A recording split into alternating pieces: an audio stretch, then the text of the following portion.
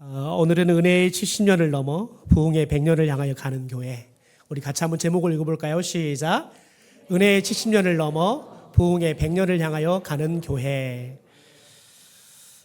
우리 교회가 오늘 70년을 맞이하는 생일날입니다. 제가 우리 교회 부임해서 우리 교회 60년사를 읽어보니까 저희 교회 하나님이 주신 은혜가 참 크다라는 생각들을 했습니다. 그리고 지난 8년 동안 사역하면서 하나님께서 많은 은혜들을 순간순간 부어줬다라는 것들을 고백할 수밖에 없습니다. 여러분, 그런데 우리 교회 가운데 부어주셨던 은혜 중에서 정말 우리 교회가 정말 독보적인 은혜가 있습니다. 제가 셀 수 있는 숫자로만 하더라도 한 39명이 되더라고요. 아마 제가 세지 못한 분들이 더 있을 수도 있을 것 같습니다. 저희 교회가 39명의 목회자를 길러낸 교회입니다. 제가 그래도 나름대로 꽤 많은 교회들을 사역을 했는데 우리 교회처럼 이렇게 많은 목회자를 배출한 교회를 찾아보기가 쉽지 않습니다. 아무리 큰 교회에도 기껏 해봤자 10명 이쪽 저쪽이거든요. 그런데 이렇게 여러분 크지 않는 시골교회에서 39명의 목회자를 길러낸다는 것, 여러분 그것은 정말 하나님의 은혜가 아니면 결코 일어날 수 없는 일입니다. 더군다나 목회자의 사모 보니까 우리 60년사에 보니까 22명이나 되더라고요. 정말 대단한 교회이죠. 여러분, 이게 진짜 하나님의 은혜인 겁니다. 왜냐하면 하나님의 은혜는 사람을 살리고 사람을 세우고 또 그 사람들을 통해서 하나님의 일을 하게 하시는 것이 하나님의 은혜의 어떻게 보면 꽃이고 열매이기 때문에 그렇습니다. 여러분, 우리 교회는 강곡교회 그리고 보흥왕교회 이 두 교회를 분립 개척한 교회이기도 합니다. 많은 시골 교회들은 그 교회 자체만으로도 실은 교회가 유지하는 것도 버거워합니다. 그런데 우리 교회는 두 개의 교회를 분립 개척해서 교회를 세울 만큼 정말 놀라운 일들을 이룬 교회이기도 합니다. 여러분, 그래서 우리들이 가만히 세워보고 또 세워보고 세워보면 하나님의 은혜가 참 많다, 참 크다라고 고백할 수밖에 없는 거죠. 여러분, 그런데 이제 우리가 70년을 맞이하고 이제 우리가 새로운 100년을 우리가 바라보면서 이제 우리가 어떤 꿈을 꿔야 되느냐? 하나님이 지금까지 여러분 우리 가운데 그런 수많은 은혜를 베풀어 주셨는데 여러분 그 은혜만 받고 말아버리면 여러분 얼마나 염치 없는 사람이 되는 겁니까? 여러분, 하나님의 은혜를 많이 경험한 만큼 우리는 그 하나님의 은혜에 보답하는 삶을 살아가는 교회가 또 성도들이 돼야 할 줄 믿습니다. 그래서 저와 여러분이 이런 꿈을 가졌으면 좋겠습니다. 이제 은혜의 70년을 넘어서 하나님이 주실 100년의 시대를 향해서 나아갈 때 하나님 우리 교회 가운데 하나님이 주시는 부흥의 시절이 찾아오기를 원합니다. 그래서 우리 교회가 새로운 100년은 부흥의 역사를 경험하고 부흥의 시대를 일으키는 교회가 되게 하옵소서. 이게 저와 여러분의 소망이 되고 비전이 되기를 주님의 이름으로 축원합니다. 여러분, 부흥하면 한국교회는 1907년 평양 대부흥의 운동을 생각합니다. 여러분, 그런데 1907년 평양 대부흥의 운동을 생각할 때 한국교회는 자연스럽게 어떤 것을 상상하냐면 이 평양 대부흥을 통해서 한국교회 성도들이 폭발적으로 숫자가 늘었습니다. 그러니까 우리는 부흥하면 자연스럽게 숫자가 많이 느는 것을 생각합니다. 여러분, 최근에 한 통계를 보니까요, 한국 교회 성도들 중에서 진짜 믿음을 가진 사람들은 30%뿐이 되지 않는데요. 70%는 예수를 믿지 않고 교회를 다니는 교인이래요. 100% 맞다고 할 수는 없겠지만 저는 결코 우리 교회가 그 수치가 아니었으면 좋겠다는 소망을 갖지만 한편으로는 결코 우리들이 여러분 안 맞아 틀렸어 라고 부인할 수 없는 수치이기도 한 것 같습니다.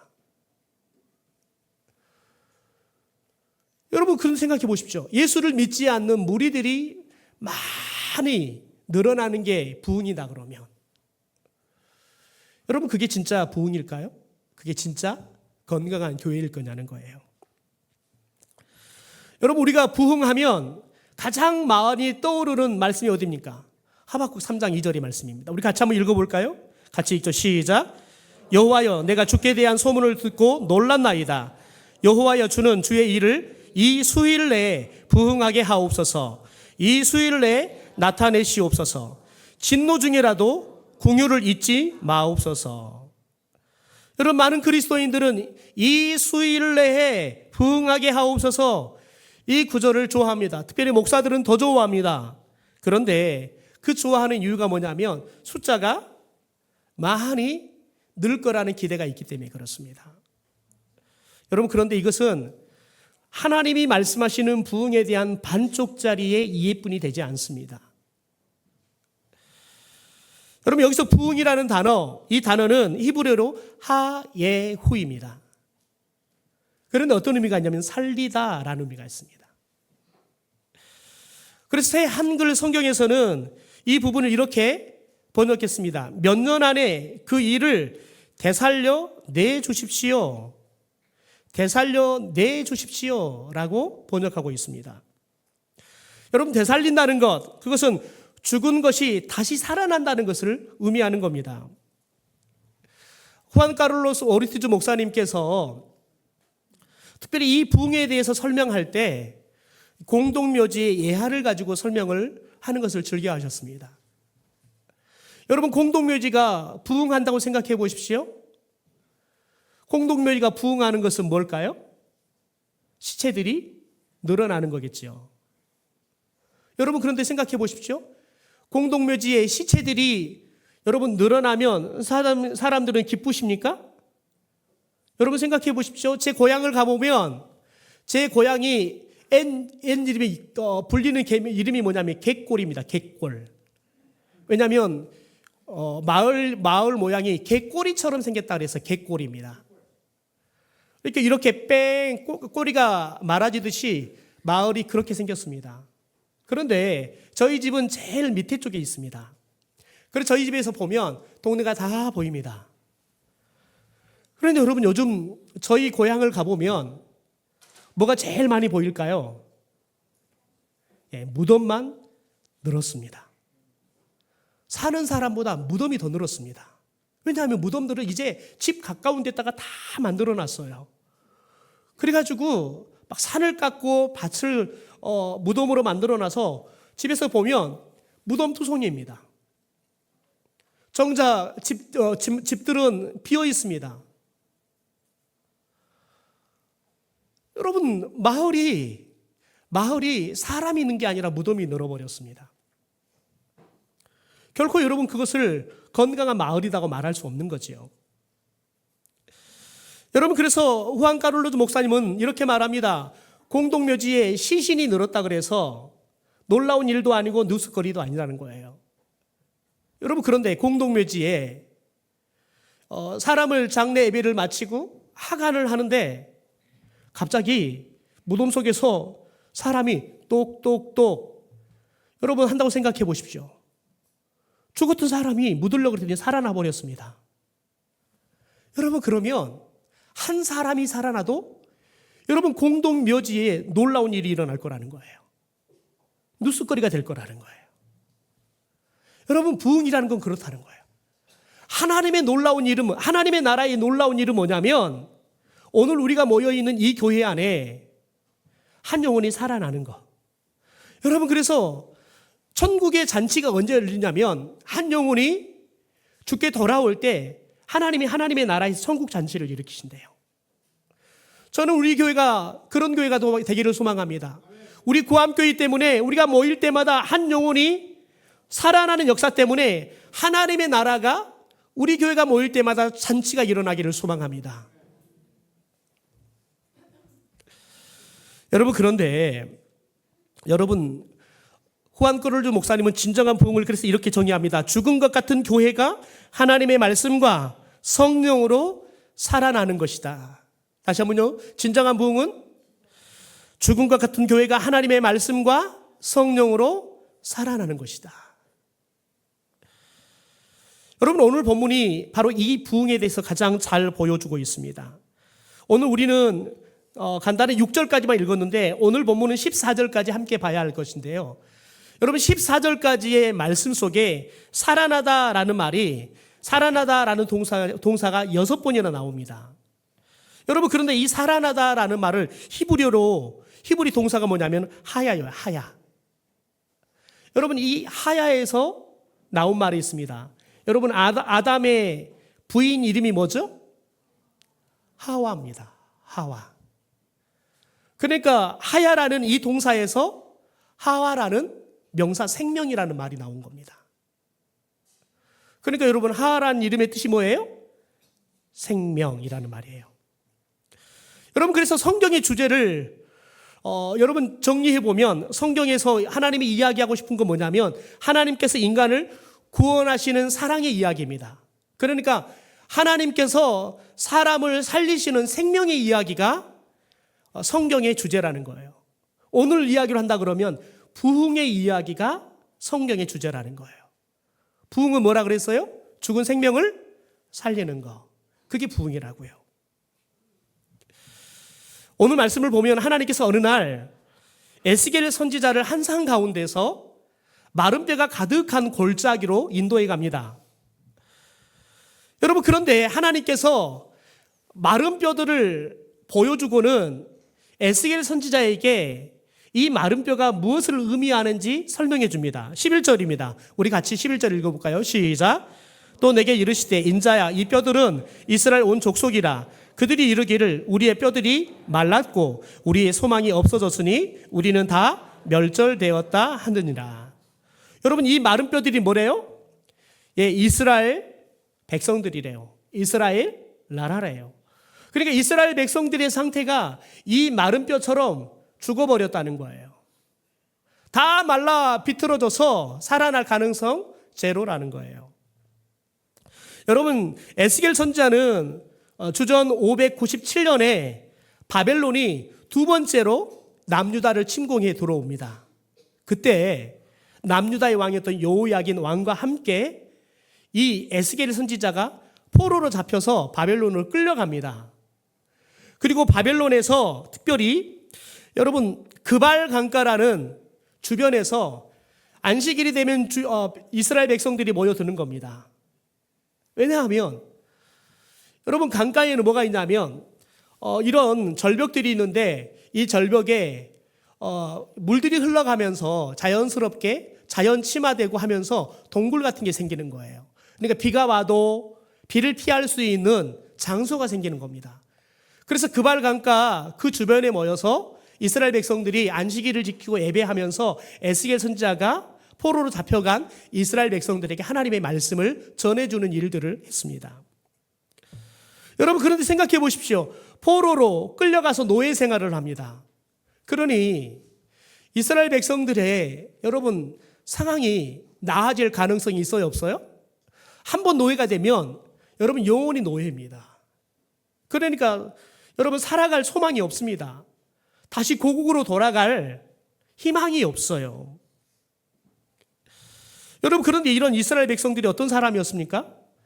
믿음의 조상이었던 아브라함의 후손들이었습니다. 그래서 하나님이 그들을 하나님의 특별한 믿음의 백성들로 하나님이 세워주셨죠. 심지어 모세를 통해서 그들을 이 애굽의 400년의 노예 생활에서 인도해 주셔서 하나님이 가나안 땅을 허락하십니다. 그리고 그 가나안 땅에 들어갈 때 하나님이 뭐라고 말하냐면 나는 너희의 하나님이 될 것이고 너희는 내 백성이 될 것이다 라고 말씀해 주십니다. 여러분, 그래서 그들이 다윗 왕과 솔로몬 왕 시대에 세상에서 가장 힘이 있는 나라를 만듭니다. 그래서 주변에 있는 나라들이 조공을 바칩니다. 그만큼 이스라엘 나라가 또 이스라엘 백성들이 정말 최고로 잘 살았습니다. 가장 화려하고 가장 부유하게 살았습니다.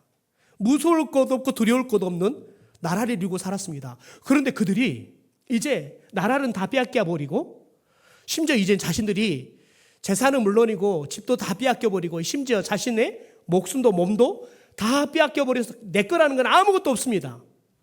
포로로 잡혀서 노예 생활을 하고 있습니다. 여러분, 그러니 이스라엘 백성들이 얼마나 처참합니까? 그래서 이 이스라엘 백성들의 모습, 이스라엘 나라를 마른 뼈의 상징에서 보여주는 겁니다. 여러분, 그런데 이 마른 뼈의 상황은 오늘 이 시대를 살고 있는 저와 여러분의 모습과 별 다르지 않다는 겁니다.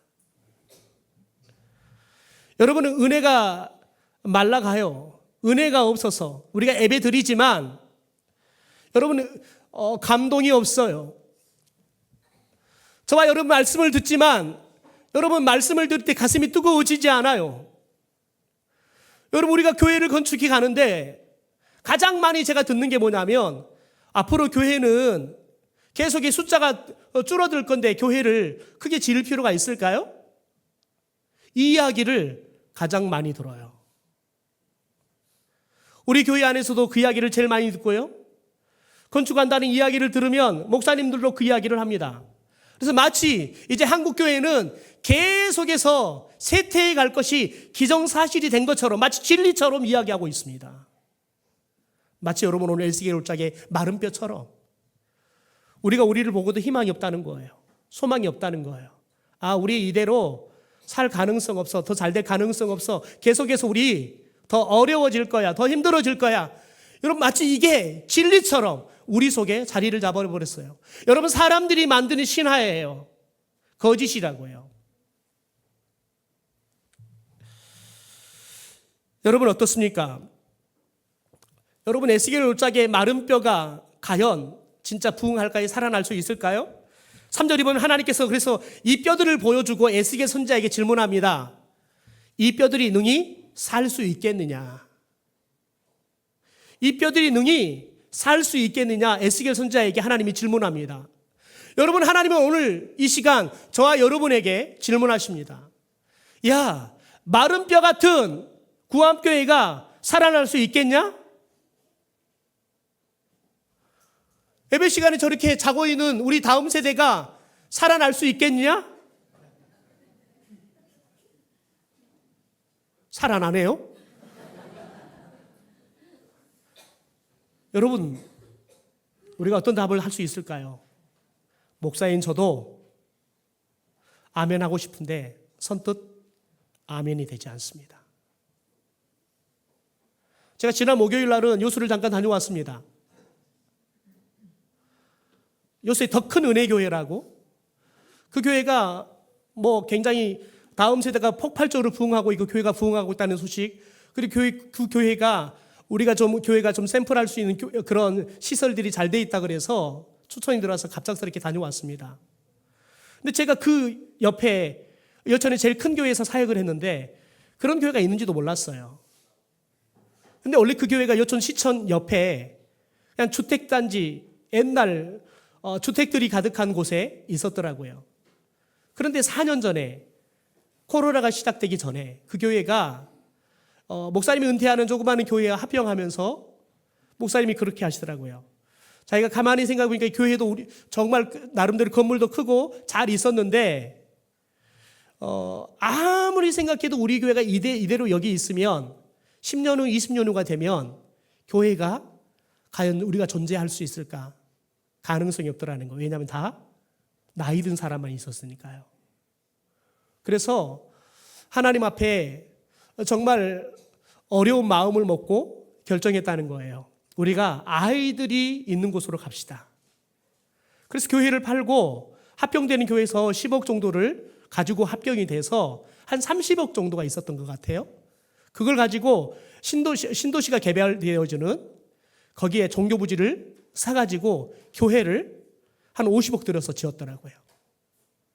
여러분, 그런데 교회를 지어놓고 나니까요, 아이들이 있는 곳 찾아가니까요, 여러분, 젊은 사람들이 아이들을 데리고 찾아오는 거예요.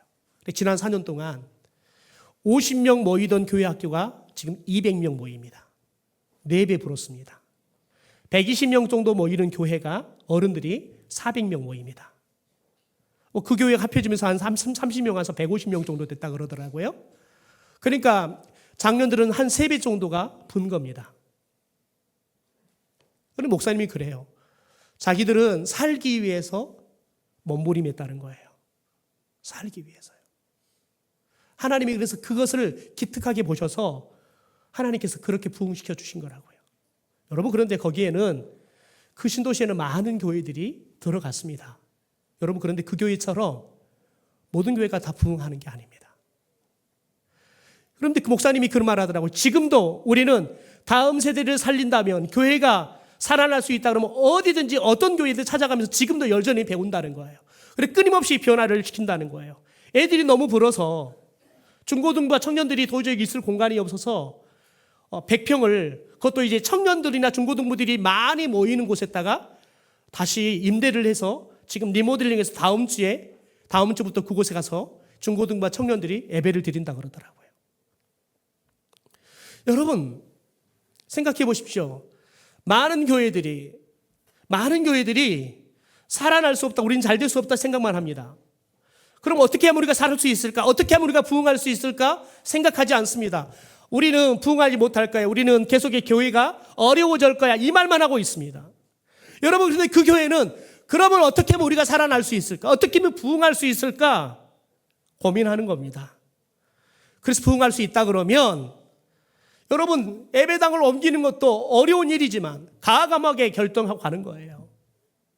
목사님이 그러더라고요. 그 교회 장로님들은 목사님이 결정하는 것에 동의하고 따라오는 게 아니라 이해도 되지 않고 동의도 안 되지만 목사님이 가자 하면 믿고 따라간다는 거예요.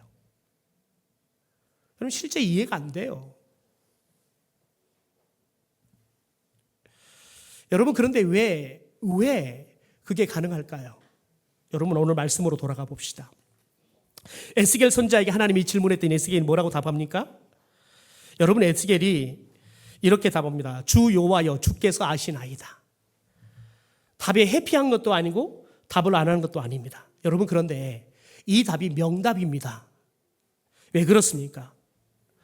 여러분, 부흥은 누구 손에 달렸냐? 하나님의 손에 달렸기 때문에 그렇습니다. 저와 여러분이 아무리 몸부림해도, 저와 여러분이 아이들이 있는 곳에 교회를 옮겨가서 교회를 멋들게 지어도 여러분, 하나님이 부흥을 주지 않으면 부흥하지 않습니다. 하나님이 부흥을 주시기로 뜻을 정하고 하나님이 부흥을 일으켜줘야지만 부흥하는 겁니다. 여러분, 그러니까 여호와께서 아십니다. 이 답은 그런 측면의 정답이라는 거예요. 왜냐하면 여러분, 인간은 스스로를 구원할 수 없는 전적으로 무능력한 상태예요. 특별히 여러분, 영적으로 있어서요. 우리가 여러분 죽은 영혼을 살릴 수 있는 가능성은 제로예요. 여러분, 아무리 용한 의사도 죽어가는 사람은 살릴 수 있지만 죽은 사람은 살릴 수가 없습니다. 하나님만이 살릴 수 있는 거죠. 여러분, 그러면 하나님의 뜻은 어떠냐는 거예요. 오늘 본문에 하나님의 뜻이 잘 나와 있습니다. 우리 4절부터 6절까지 함께 읽어보겠습니다. 시작. 또 내게 이르시되 너는 이 모든 뼈에게 대언하여 이르기를 너희 마른 뼈들아 여호와의 말씀을 들을지어다. 주 여호와께서 이 뼈들에게 이같이 말씀하시기를 내가 생기를 너희에게 들어가게 하리니 너희가 살아나리라. 너희 위에 힘줄을 두고 살을 입히고 가죽을 덮고 너희 속에 생기를 넣으리니 너희가 살아나리라. 내가 여호와인 줄 너희가 알리라. 여러분, 하나님의 뜻은 뭡니까? 살리겠다는 거예요. 하나님의 뜻은 부흥하겠다는 거예요. 이게 하나님이 우리 교회를 향한 하나님의 뜻인 줄 믿습니다. 여러분, 그런데 하나님이 이 일을 하는 데 있어서 단계가 있습니다. 오늘 말씀에 두 개의 단계가 나타나 있는데요. 첫 번째 단계는 모양을 갖추어지는 겁니다. 7절 8절 보니까 이렇게 말하죠. 이에 내가 명령을 따라 대언하니 대언할 때 소리가 나고 움직이며 이 뼈 저 뼈가 들어맞아 뼈들이 서로 연결되더라. 또 내가 또 보니 그 뼈에 힘줄이 생기고 살이 오르며 그 위에 가죽이 덮이나 그 속에 생기는 없더라. 하나님께서 여러분, 다 썩어서 말라 비틀어진 뼈들이 이제 각각 제자리로 돌아가서 뼈가 딱 맞아지니까 하나님께서 여러분 뭘 해요? 거기에다가 여러분 힘줄을 걷고요, 살을 붙이고요, 가죽을 덮어서 사람의 모양이 되게 하더라는 거예요. 사람의 모양을 갖추게 하더라는 거예요. 여러분, 생각해 보십시오. 우리의 모습이 이런 모습 아닙니까? 하나님께서 우리에게 교회가 되게 하셨습니다. 교회의 모양을 갖추었습니다. 하나님께서 우리에게 직분자가 되게 하실 직분의 모양은 있습니다. 여러분, 그런데 뭐가 없어요? 생기가 없더라, 이 말이에요. 여러분, 예수님께서 특별히 사도 바울을 통해서 여러분 이렇게 말을 합니다. 경건의 모양은 있으나 경건의 능력은 부인한다라고 이야기해요.